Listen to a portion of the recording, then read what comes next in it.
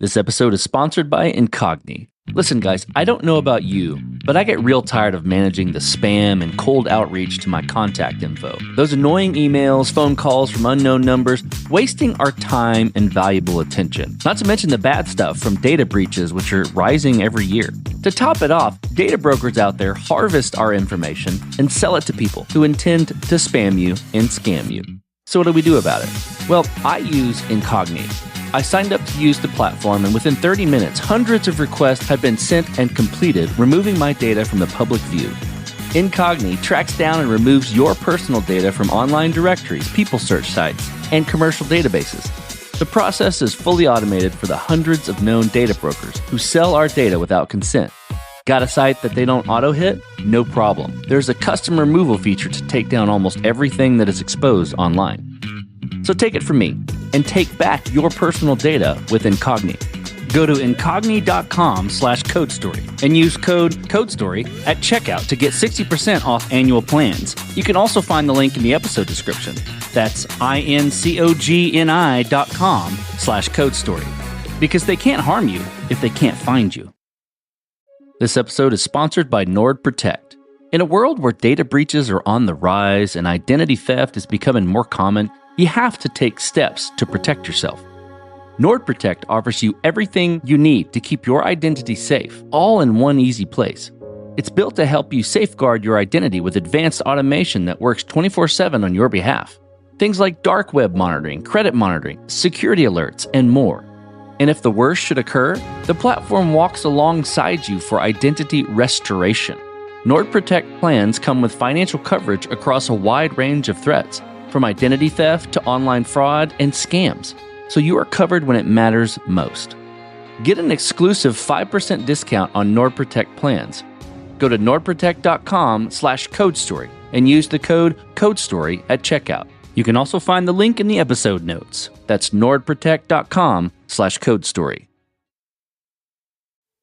Engineers aren't the buyer, right? They don't control the keys to the cloud kingdom. This thing can be great for them, but it's going to attach to your cloud. And as soon as that happens, it's an operational concern. And so as we're talking to these companies, the ops teams, all of a sudden, they're like, wait a second, can we put our own modules in this? And we're like, no, it's not like that. Like, you guys don't need to do this anymore. It would be really cool if we could put our own in this, and then our engineers could just diagram like our infrastructure.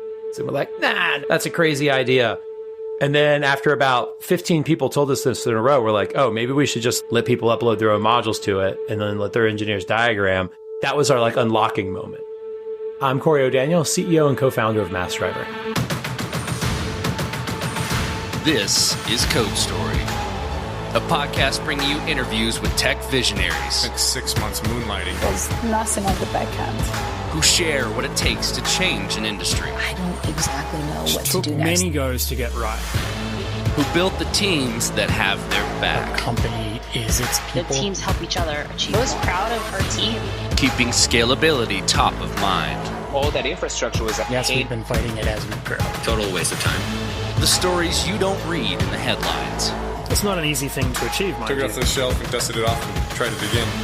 To ride the ups and downs of the startup life. You need to really want it. Not just about technology. All this and more on Code Story. I'm your host, Noah Labhart, and today how Cory O'Daniel is building DevOps without the red tape. That's fast by default and safe by design.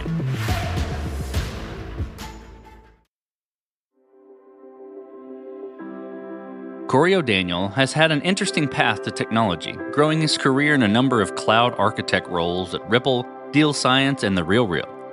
He's had rich experience in DevOps, the cloud, and platform engineering, but outside of tech, he's married with 2 kids living in Southern California.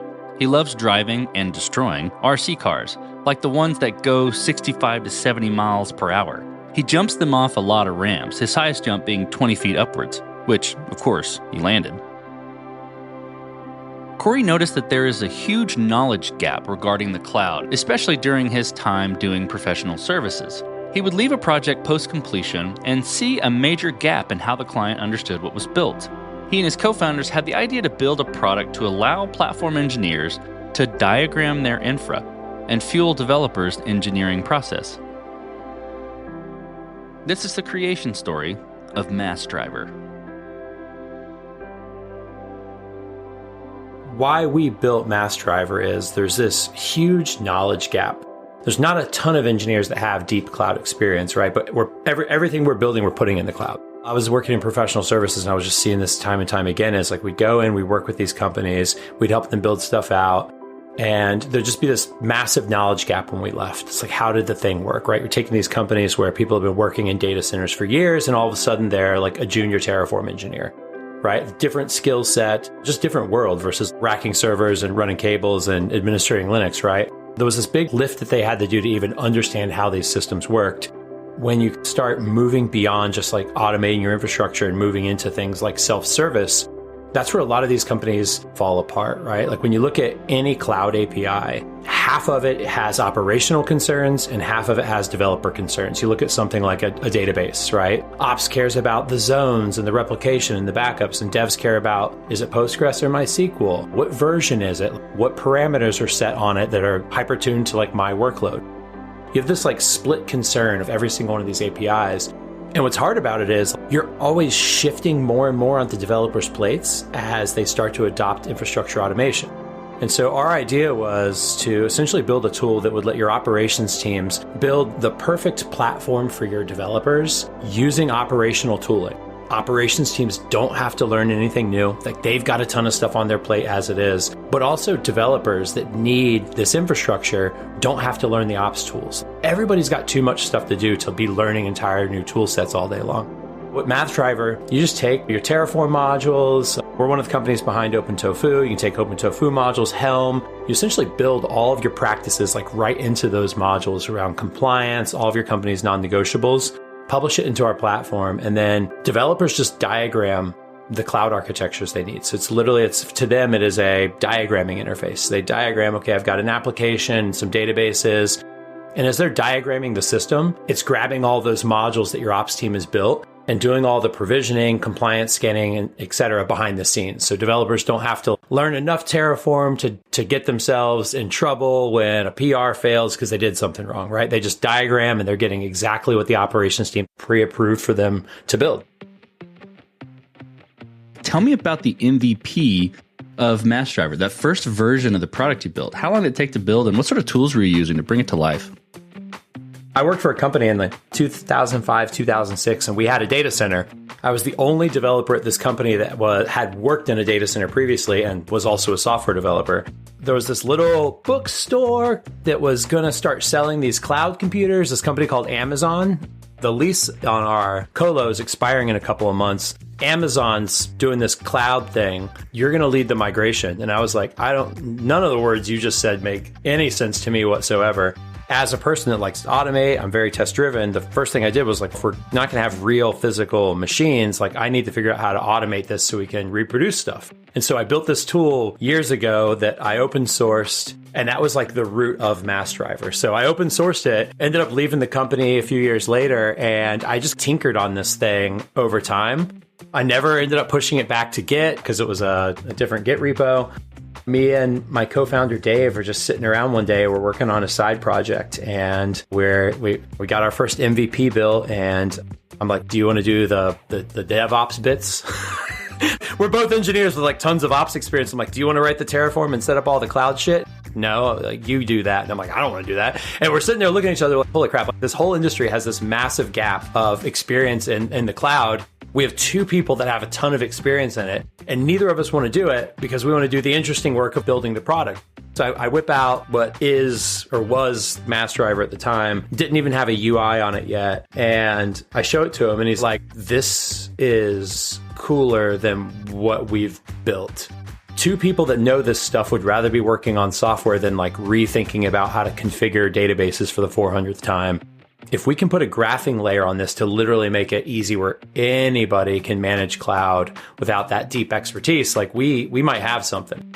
Neither of us were front-end engineers, to say the least, or engineers that could build like a nice graphing layer. So the very first version of Massdriver, I think Dave threw together the UI in a week or two. It was a sight to behold. It was funny. We were working together at the RealReal at the time with one of my best friends, Chris Hill, who's one of our other co-founders. And he's hardcore ops guy on the back end. Kubernetes networking is his thing. And so we're like, hey, like we need somebody else to join that's just got like deep experience on like the networking side and whatnot. And we show it to him and he's like, this is the dumbest idea I've ever seen. I would never use this. And I'm like, yeah, that's the point. Look at where we work. Look how many engineers you serve. There's 3 people on the ops team. There's 150 software developers. You write all the Terraform for them. Like you do all the stuff because like, they just don't have the time to learn it. As soon as he saw this is literally a tool that lets me like enforce the rules we need to without forcing everybody else to learn my tools, which just creates more work for me. So he was just like, I'm in. And so that was how we kicked it off. We quit our jobs almost immediately, lit an entire pile of cash on fire from our retirements trying to get this thing off the ground, and then stumbled backwards into YC. It was right around COVID hitting. We never even thought about applying to YC. Like it just, I've been remote for 15 years. So I'm like, I'm not moving to San Francisco and sleeping in a shack with 85 other dudes. Like that's just not my MO. One of my friends was like, oh, you should apply to YC. I'm like, yeah, we're not doing that. And then he's like, it's remote now. And I was like, oh. So we applied to YC a week late, like a week after the deadline, but they still accept applications. It's like December 28th and we get a call back. Like the batch is starting like January 9th or something like that. This is wild. And they're like, there's 1 spot left. So like we would go from, we don't care about this thing, it's not going to happen, to, we'll apply. It's still probably not going to happen, to there's 1 spot left. Like they call us, first off, like anxiety through the roof. And then they're like, 1 spot left. And now we're just like, this is like, we got to get this last spot. You go through the interview, you do your little minute video, demoing the product and pitching the idea. And then they usually let you know like same day or like next day if you're in or not. And we're so close to the start date. We do our interview. We rehearse it just enough where it doesn't sound rehearsed. We're not like stuttering, right? We do our interview and we don't get a call back. And we're like, whatever, we'll just continue burning our own money. And then about a day later, they reach out to us and they're like, hey, can we do your interview again? And we're like, what does that mean? Like now we're just like, there's 1 spot left. They want us to interview again. So we go back and we interview again and we're just like, okay, this is so weird. It's like deja vu 2 days later, interview again. And then that night they reach out to us and they're like, you guys are in if you want it. What ended up happening was there was 1 spot left, but the group leads that interviewed us liked us. They wanted us, but they had just accepted one of our competitors into the same group. They don't put competitors in the same group. So then they had to shift some stuff around and then put us with another group. So we had to interview with them and they liked us too. So I guess we've been admitted to YC twice. Okay.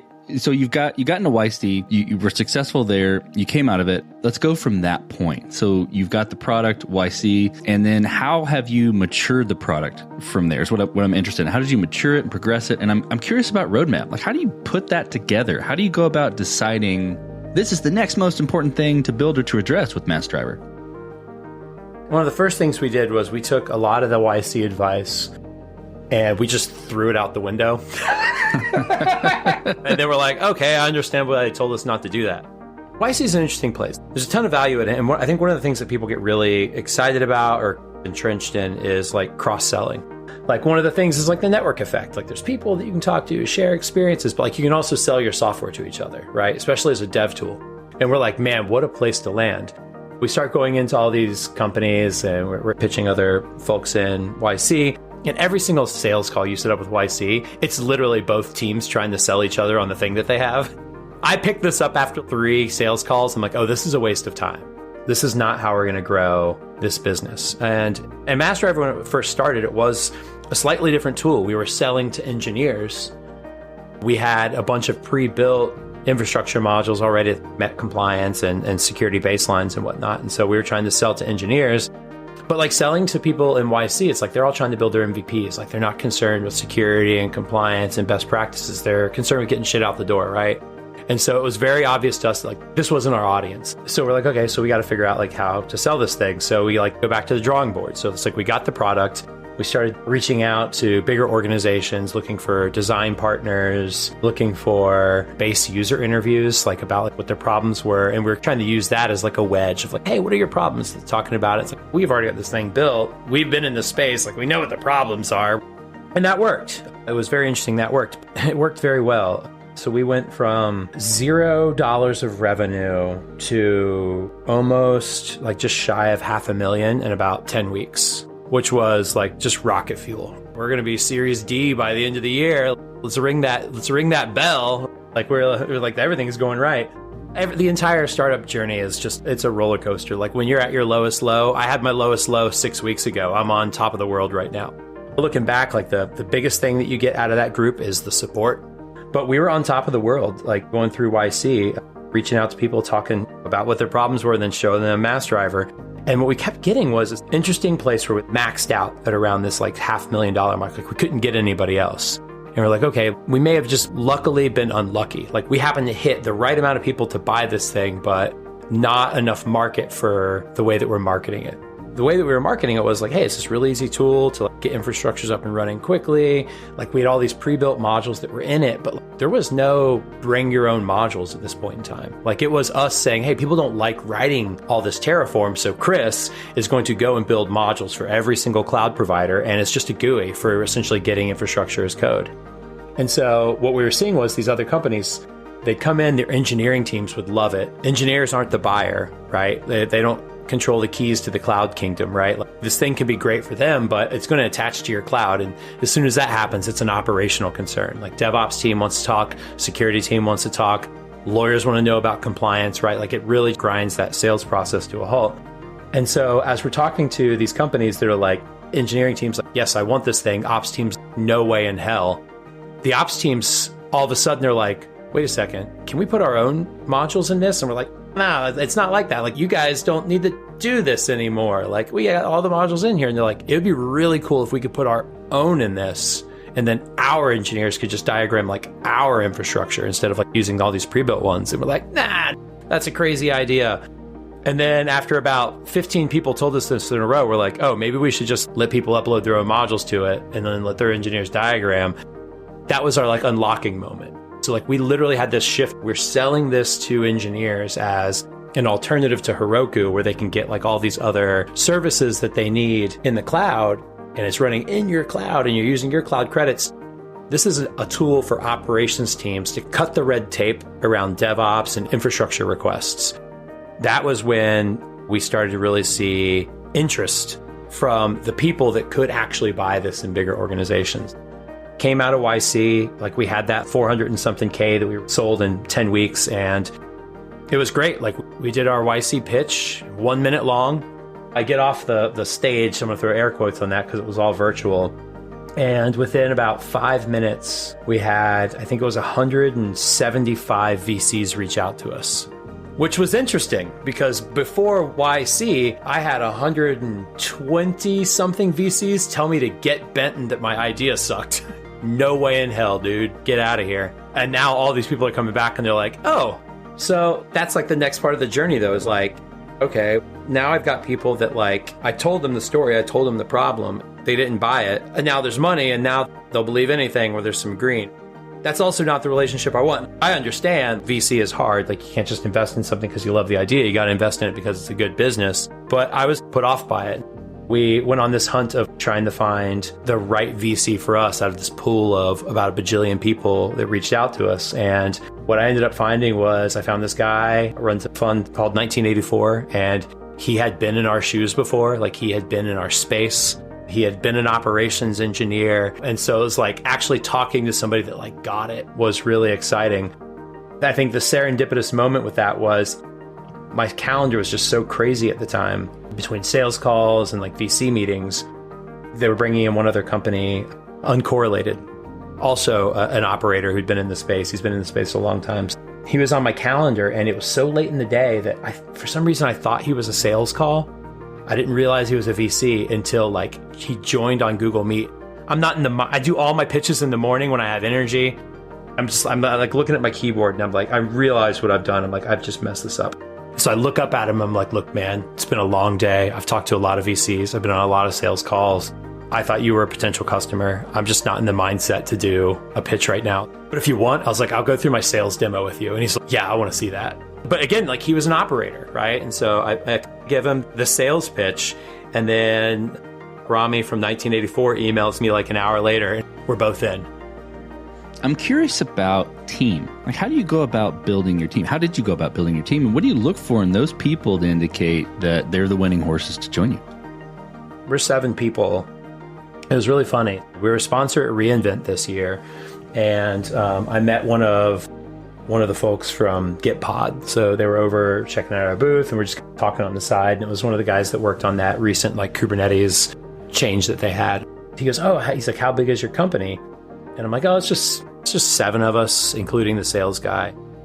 You've built all of this with just 6 people? That is insane. What's even more insane is we actually have a professional services arm that goes along with Massdriver, and the whole thing is just 6 people. I wrote an article a few years ago called DevOps is Bullshit, and it made a lot of people mad, but we embrace a ton of DevOps principles here. I think a lot of the industry has bastardized the idea, but we lean into automation everywhere. Massdriver runs on Massdriver. Like, I can open up a graph, I can migrate the database that it's running on. That's pretty wild. The amount of power that we've extended to the few people on our team that don't have experience managing cloud, like they can build stuff on their own quickly. Dave and I, both hardcore, like behavioral driven design, domain driven design, test driven design, like all the letters before the DD. And so we've just got a lot of automation built in. We just fly. Like, we build fast, we ship fast. We don't harp over infrastructure constantly because we're just able to diagram it. And so we've managed to stay small. Now, like how we hire, I think one of the big mistakes we made was during that heyday where we're like, oh, we're going through the moon right now, this is great. We actually scaled up pretty big. I think we scaled up to 11 people or something like that. It definitely had some people that were great, some people that weren't fits for the organization. We scaled up so fast because we thought we had to, that all of a sudden we realized we actually slowed down because there was just so many levels of communication now, so much coordination. There were people that just literally had nothing to do. And so we scaled back down, and it was painful. Like, it was hard. It sucks to let people go. It was a financial burden because the severances, right? So we brought people on. It was like, oh, we just grew too fast. Like, we need to scale this back down to just a small team and make sure we understand what we built. There was a lot of expenditures and cash around that mistake, which also sucks as a business. But we got back down to a small team, and now we're at this cadence again that we're crushing it. As far as like when we decide to hire now, we're not looking for any of us to be burnt out, but we want to get to a point where somebody on the team is, I can't do this job. Not the whole job, but like a job. Like, this is just like outside my wheelhouse and I can't learn it and I don't have enough time to, right? Like, really reaching that point of like, there needs to be another body here, not I couldn't learn this today, so we're going to hire somebody to do it, which is where we were. It's like, oh, like, how do we do outbound? I don't know. Well, okay, we'll hire somebody to do it. What we found out with our business is like, ops people don't read emails. I've never bought anything from an email. Like, it's a waste of our time. Like, why even be doing outbound? Our interview process, I think, is actually pretty interesting.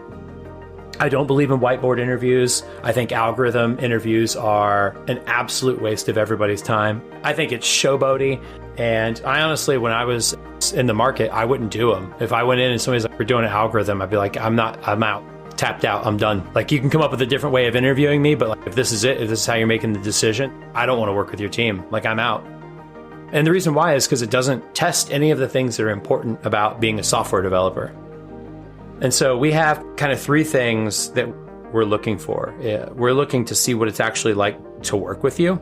We're looking to see like how reasonable you can be about a decision, and can you actually do the work? And so our interview process is very straightforward. I think we make a decision in less than 3 hours from deciding to talk to somebody. We usually get offers out same day. And I've been doing this process for about maybe like a decade or so. Most companies, when they interview, you come in having no idea what your interview is going to be like. And so number 1 is, when you come in for the interview, I have no idea what the interview is. I'm looking for that inversion of control. I want that power disbalance, but I want it to be in your favor. And so what we do is we email people when they're coming in for their interview, and we say, hey, what we're going to do is we're going to do a coding exercise. And depending on what job they're going for, so Massdriver is written in Elixir and Golang. So if somebody is interviewing for the API, it'd be an Elixir. If they're working on like a provisioning engine, it'd be Golang. And we say, okay, Elixir or Golang, like whatever side of the house you're going to be on, pick something in the open source community in this language that is of interest to you and maybe something you're using today. Find an open issue or something about it you don't like or a bug. Research it as much as you want. Get the test suite working for that library. Please don't do any code. Show up and we're going to work together on the problem. You are now the subject matter expert coming in, and it is my first day on the job. And that's the test. What is it going to be like when somebody joins when you know everything that there is to know? And so when the person comes in, they get to pick whether they pair program or not. If they decide they want to pair program versus us like shoulder surf them, they get to pick if they want to do ping pong or like navigator driver. So I've had interviews with people where they don't code at all. And I'm doing all the coding, but they're my brain. They're talking through the idea with me. I'm their fingers, I'm typing. I've had other ones where we're doing ping pong. I write a test, they make the code work. They write a test, I make the code work. You're actually feeling that communication with them. You're seeing how they think through problems. The most interesting thing is the problem that they show up with. Like, we make decisions based off of that. And I think making a decision based off of the problem that they showed up with is more valuable than making a decision whether somebody got an algorithm right or not. So if somebody shows up and they're like, hey, okay, you're an e-commerce company and you're written in Elixir, and what they show up with is some weird gaming thing in Elixir. Okay, you pick something you're interested in. That tells me something about you. Like, you're going to be chasing things that you're interested in. You didn't take the scope of the business into account here. I've also had people come in, and this was probably the bravest person I've ever had this type of interview with. It was at a company called Stack Commerce, maybe 9 or 10. Geez, it may have been even longer than that now. She comes in, she sits down, and I'm like, what are we working on? And I can't even remember the library name, but she just goes, I'm using this library, and it's great. I don't really have anything that we can change in it. And I'm like, you just failed. She's like, but the documentation sucks. I just want to go through and build a bunch of really good examples and docs for this. And I was like, you know what? She's hired to walk into a company where this is the interview and be like, look, I don't have anything I want to code. I want to make the docs in this experience better. I was like, there's not a lot of 10x engineers in the world, but that mentality is as close to it as it comes. We do that. And then at the end, it's like, what was that experience like working with them? As the new person coming to the team, the interviewer, what was it like to work with this person that was the subject matter expert? Do you feel like a new person joining the team would benefit from working with them? And that's the decision that we make. Okay, let's flip to scalability, and I'm certain, given all of your history, you have scalability knowledge for days. So I'm curious if there are any interesting areas where you've had to fight scalability. I think one of my more interesting scalability stories, I worked for this travel company. It's actually where my co-founder Chris and I met. The way the product worked was, it was this, I don't want to say search engine, it's not quite the right word. It was a tool that integrated into the front end of almost every travel site on the planet. If you went to their site and you did like that, like city or airport search, a lot of the autocomplete would come from this service. And essentially like the price comparisons would come from this service. We're literally like writing billions of records to our database a month. Our Postgres database, single instance, man, that thing ran so well. Postgres, baby. Our software was actually interesting. So it was a snippet that you would toss into these travel sites. And we had a white glove team that would do all the integrations and all the customization for the company. And the reason why is at these bigger scale companies where their homepage is like where they make their money, it just takes them forever to make changes. And if you're a third party vendor, getting them to change something can take months. And so the decision of the business was like, we'll get them to put the snippet in as a part of like the sales process and integrating with them. And then we'll just have a team do all the coding so that we can get stuff through. Somebody on our team broke the homepage of one of the big ones.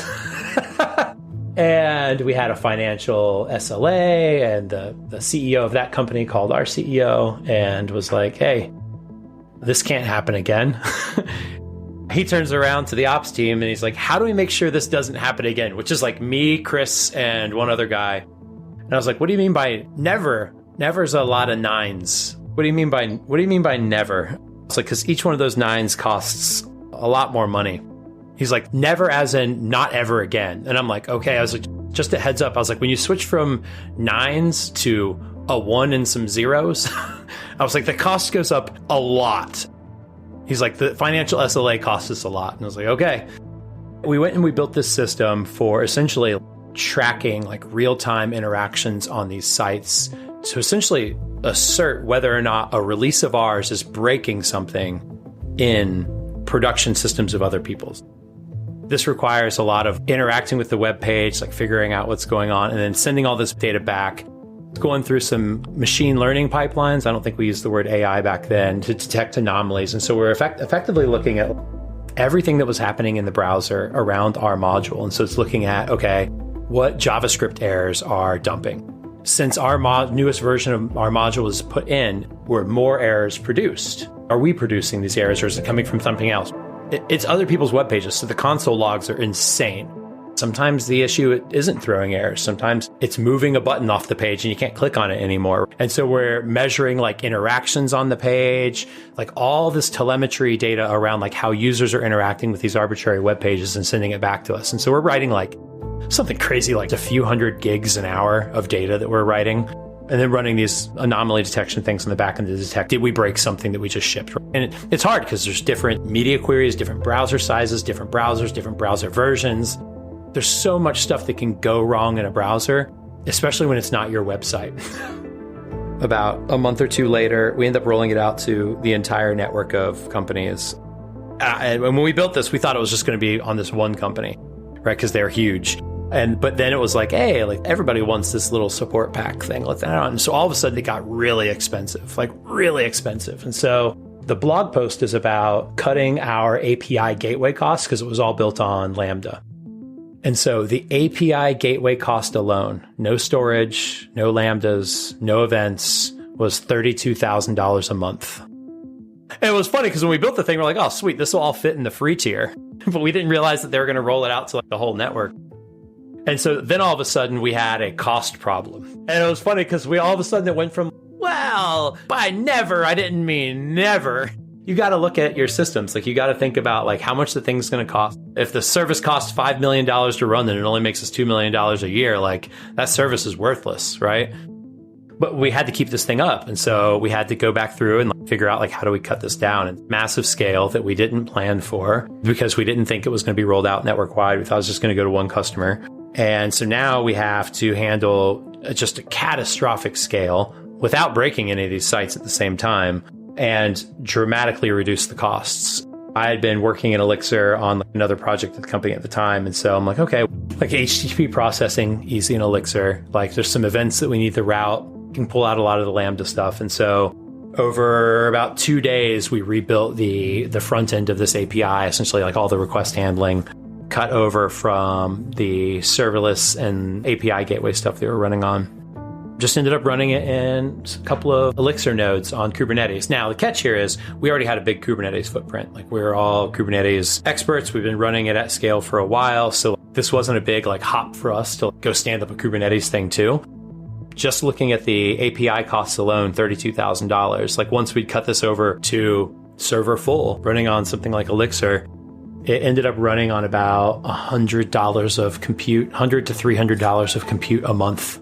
That's the appeal of serverless. It's infiniscale. Like I can go to 0 or I can go to NaN. The reality is like the cost scales with it and really fast. We were lucky that it was such a small service. It was a single API endpoint. That's the other thing that's crazy about this. This is a single API endpoint, like that costs this much money. And so it wasn't much for us to refactor and pull out, but it was like, we need to handle this scale. This is a system that itself can never go down. That was the appeal of doing it in serverless, is like, we can't let this thing go down. And so we rewrote it in Elixir, but then we had all the same guarantees that we got to drop the 100% uptime. We ended up going to like 5 nines or something like that, I think was the requirement. So it's like we had to build that. And so luckily between Kubernetes and Elixir, there's a ton of resiliency there. But we had to design a lot of stuff around like how we backed off passing the messages, like how we queued things. But like a lot of the infiniscale of serverless was all of a sudden like on us. And we were able to stamp it out over a couple of days, cut those costs pretty dramatically. But at the end of the day, Elasticsearch was still getting a big old check. Okay, so as you step out on the balcony and you look across all that you've built with Massdriver, what are you most proud of? You know what? I think the thing I'm most proud of, our team is awesome. A lot of my team is friends I've had for years, or friends of friends, right? Our sales guy and my co-founder have been buds since college.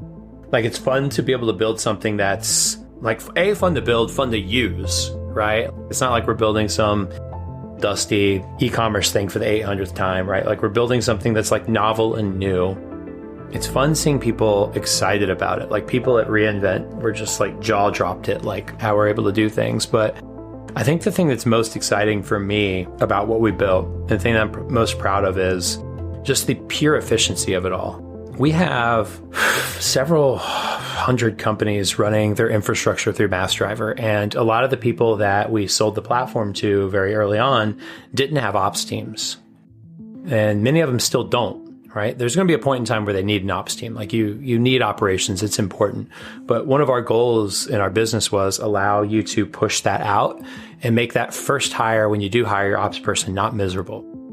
As an ops person that's joined many teams, and the first ops person that comes in, that's one of the hardest jobs in engineering. You come into an org that's been around for 5 years. They've never had anybody like dedicated to ops and DevOps and like these principles, right? Managing the cloud. And so you usually walk into like waist deep debt, right? And usually when they hire that first ops person, it's because some shit's gotten real bad, right? And so you're usually walking into frustrated people, slow pipelines, fragile environments. So one of our kind of promises to early companies was like, look, A, you can push out that first ops hire, because it also hurts for the business, right? If I got 5 engineers and I'm about to go do my Series A and I have to hire somebody to do operations, that's a big piece of my budget, and it might not be somebody that's shipping product. And I might not have 40 hours of work. My other option is to go to a professional services firm, but like, they generally hand you a black box, like you got something, but you don't know how it works, and you hope the guy that comes along in the future is going to like it. We were able to tell these companies, like, look, you're going to be able to push that out until you actually need ops. But more importantly, you'll be able to push it out to where you can hire 2 people at once because you pushed it out so far.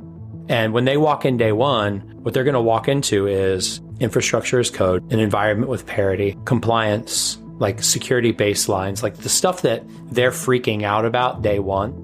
And what you're going to be able to do is you're going to give them a relatively debt-free environment to walk into that is already built using the tools that they probably know, Terraform, OpenTofu, Helm, etc. And now that person's first day on the job gets to be about, how can I add incremental value to this business, which ops people aren't often put in the position to do, versus how do I get these people out from underwater? That is just such an awesome experience. And what's been wild about it is some of our customers, our first customer just re-signed for their 3rd or 4th year in a row, and they still haven't hired an ops engineer. Our first big customer just signed for their 3rd year in a row. They had 2 ops people when they joined Massdriver. They have scaled to over 100x their size. They have not increased the size of that team. And so being able to see these ops teams and these engineering teams get amazing uptime, like this agility and like confidence in their systems without being forced into hiring somebody too early and that person having a bad experience like joining, or forcing a engineering team to hire 4 ops people instead of their 2 because there's just so much fire to fight, I think is probably one of the most exciting things. We're actually seeing that our product can do the thing that we always aimed for it to do, which was scale operational efficiency. Okay, so let's flip the script a little bit. Tell me about a mistake you made and how you and your team responded to it. So early on, we had this advisor.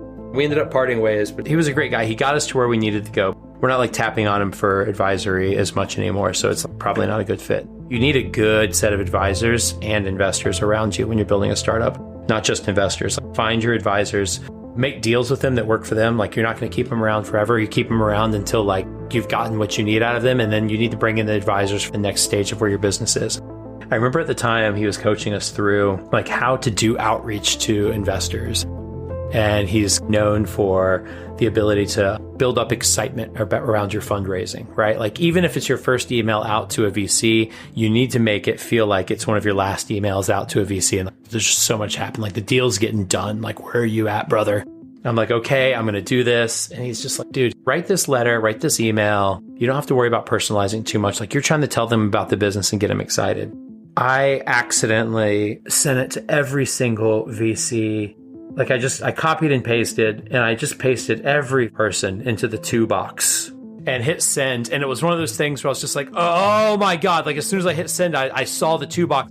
I thought I had just like the first persons in there. I was going to send it. And then like, I was going to send the email. And then I got this really cool tool called Yam that lets you do like mail merging without having to unsubscribe. So it looks like it's coming from you instead of like an email system like HubSpot. And my goal is just to send it to one person and then use that email as a template. And just, I was going to paste this whole list into a spreadsheet. A, that is so embarrassing. But B, like, those are all burned. So I was like, hey guys, can you hop on a call real quick to my co-founders? And I was like, I just emailed the entire potential VC list. They literally saw every other VC I was talking to. But luckily, this was like right in the heart of YC. So I'd already been told no by 120 people. So we were trying to do this thing where we were trying to get like our fundraising round done before YC ended. We were trying to like preempt the whole thing. How we solved the mistake was I can't sell it to everybody in YC. I just blew our chances at preempting our round. So I just got to go out and absolutely sell the piss out of this thing. And so that was one of those moments where I was like, I am not left with a lot of directions to go. The only direction to go is to go sell. And what was nice about that is like, that was the mistake that let us break free of where we were, because we were trying to sell to engineers, right? Like that was the additional conversations I had to have to realize the potential of what we'd built, because we couldn't see it. We were too close to it. Let's move forward then. So tell me what the future looks like for Massdriver, for the company and for the product. For the company, we're actually, again, we're in one of these places where we've fallen ass backwards into something. So 6 weeks ago, I said this at the top of the call, it's like we were in our lowest of lows. We used to have a really great open rate on our emails. It was something like 70-something%. We had a really good go-to-market, and our whole outbound strategy just got eviscerated by AI. So like we used to do hyper personalized emails, like to which I don't think many companies do. Like my background, like from back in the day, is high throughput web crawlers. I still have some little web crawling technology that I've built. We were doing something like 17 million websites a day. When we first started doing our outbound, what we would do is I pretty much took my crawler and I would run it against job boards. And I would build these architectural diagrams of what their cloud footprint looked like and what their team makeup looked like. One of the features of my web crawler is the ability to use the Wayback Machine to see differences in pages, how they change over time. So we were able to get an idea of like how long it took these people to place their operations roles. So like we were able to come in with this rich amount of information. And what we would do is we take all that and we'd say, hey, we're looking at some of your job postings. We see that you guys are doing this, that, and the other. That was like our foot in the door. But we'd be able to go in and be like, hey, we see on average it takes you guys about 6 months to place an operations role, right? Like you can see where this is going. But AI has just ruined email for everybody, right? So I don't think anybody checks it anymore. So we did that a little bit through LinkedIn as well, but it's just much harder through LinkedIn because you don't have as much like characters and you got to hope the person connects, right? The past year has been hard on the team as far as like getting our outbound. And we go to conferences, and last year we did reInvent. We did 1,400 demos in 4 days. We did them all on iPads, and we had this little tracker that would keep track of how many demos we did. So we're building Kubernetes clusters on an iPad, which is wild, and people are just blown away. But email is the curse, right? So we finished reInvent. We got 1,400 email addresses. We're like, great, if we can close 2% of this, we're going to go raise a Series A. We only got 3 sales calls booked. Like people were blown away by what we were doing. We just couldn't get through the email. So much email goes out the day after reInvent. There's just so much bullshit. And like our open rates are like 10%. Man, like what? Like we spent so much money on reInvent to only get 3 sales out of it. We were doing KubeCon earlier this year, and we're planning the same thing. We'll do it on iPads. And then we get to KubeCon, and again, like falling ass backwards in the stuff. They didn't attach our TV to the wall. So we usually play this really awesome graphic cartoon. One of my best friends is a producer and director, and our sales guy's best friend is a comic book illustrator. So we do a lot of comic book illustrations for all the art for Massdriver. And so we play that on this big screen. It always attracts people's attention. They come up and then we can show them the demo on the iPad. But They didn't mount our screen, and it was instead on this little stand thing pointing out into the aisleway. And so Dave's just like, this is pointing in the aisleway. He's like, I'm just going to do the demo on this big screen. And now what starts happening is groups of people start forming around the monitor while he's demoing. They start talking to each other about the demo. And we hear what they're saying. We hear what the people that like the demo are saying to the people that disagree with what they're seeing in the demo. And we see a couple of people convince them. That is one of those moments where we're like, oh, that's wild, right? And so now we go into reInvent, and we'd set our goal of like the number of sales calls that we wanted to book. And now we're taking this idea of we're going to do big demos, and we're going to use the words of the people that were in our audience talking other people into the idea. And so our language changed. Nothing about our demo changed. We hit 20 times our goal. We hit our goal in the first hour of reInvent. And so now we're just like, we have more sales calls than we've ever had in our life. And so like our biggest stress right now is like we ran out of calendar spots. People are literally in line to book deep dives with their team at our booth. People are leaving because they're waiting in line so long. And so we've got this like level of success now that we've never seen. How do we process this? Like, how do we not panic and scale our team too quickly? How do we find that right moment when we need to bring on more people? That's the big thing. So like we were planning on doing like KubeCon EU in April, and now we've scratched it. We were planning on starting our Series A in January, and now we've scratched it. And so the next 3 months, we're like, okay, let's literally just focus on this massive batch of inbound that we've had and see what kind of business we have at the end of March before we go raise a round and before we do any more conferences. So it's wild. It's freeing. It's a curse at the same time. It's going to be hard. It's going to be a stressful couple of months. It's not that rocket hockey stick up and to the right in sales yet, but it is absolutely a hockey stick in inbound interest and like people that are already like sales qualified leads already for us. The next 3 months, like we're a sales org. I got one more question, Cory. You're getting on a plane and you're sitting next to a young entrepreneur who's built the next big thing. They're jazzed about it. They can't wait to show it off to the world and can't wait to show it off to you right there on the plane. What advice do you give that person, having gone down this road a bit? Well, first off, I probably got my headphones and my eye mask on, so I'm asking, hey, why are you pulling on my elbow, dude? Or I'm in the car because I don't like flying. The first thing I do is I'd want to listen to them. All of us have a lot of advice to give. And I think a lot of times we can be irresponsible with giving our advice before we understand what the person's problem is. And one of the things that I've learned through all of our advisors and our investors is like everyone has an opinion. None of those opinions matter until you realize what you did was wrong. So I think the first thing is like to make sure you understand like where they need help and where you can give them advice that's really actionable and effective for them.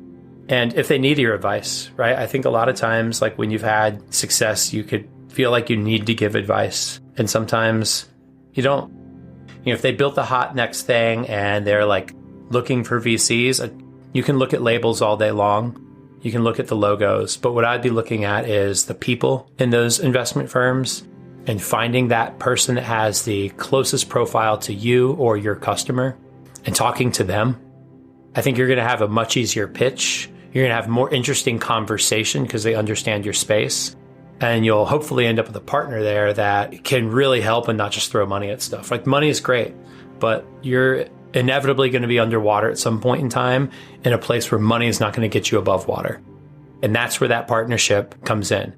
And I'd say also, like when looking at your VCs, make sure they're not full of shit. We have some VCs that I tried to reach out to. They said, oh, we help with go-to-market. We do all this great stuff. And then like after you get their money, you don't hear from them again. And that's fine. Like you're going to have some of those. What you want to make sure is you don't have all of those. You really want to make sure that you have somebody on that cap table that can do more than just hand you cash, because there's going to be so many places where you don't know what to do. So I think that's it. It's just like be really careful about who you choose for your partner and realize they got a lot of capital to spend. They also have a lot of capital to raise. They want to have good relationships. If you've got the hot new thing, everybody's going to be throwing money at you. And that's a problem in and of itself, is trying to pick that right money, right? And if you look at a logo and you go, oh, and I'm not saying Sequoia is bad. I'm just saying it's like the one that everybody recognizes, right? If you're looking at it and you're saying, oh, they want to give me money.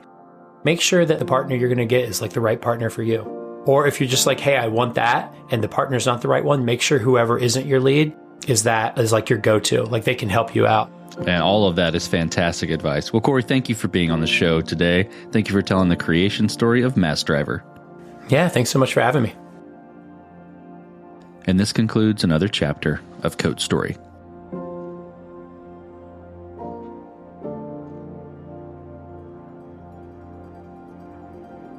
Code Story is hosted and produced by Noah Labhart. Be sure to subscribe on Apple Podcasts, Spotify, or the podcasting app of your choice. And when you get a chance, leave us a review. Both things help us out tremendously. And thanks again for listening.